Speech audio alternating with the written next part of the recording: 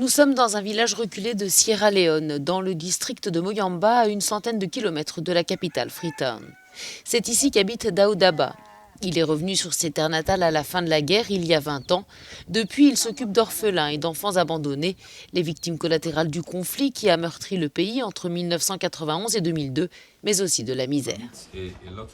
Je rencontre beaucoup de gens dans cette communauté qui ont laissé leurs enfants, des membres de la famille qui les ont abandonnés à cause de la pauvreté, parce qu'ils ne pouvaient pas s'occuper d'eux.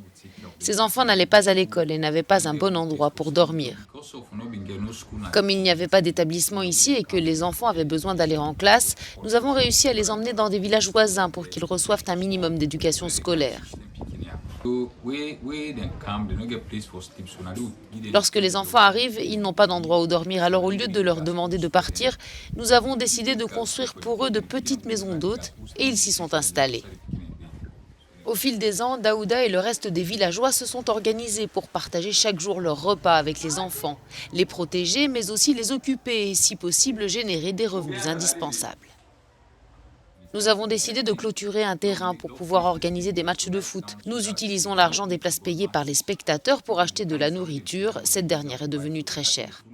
En 2018, le gouvernement a lancé une initiative qui visait à offrir des cours gratuits aux élèves fréquentant une école approuvée par l'État.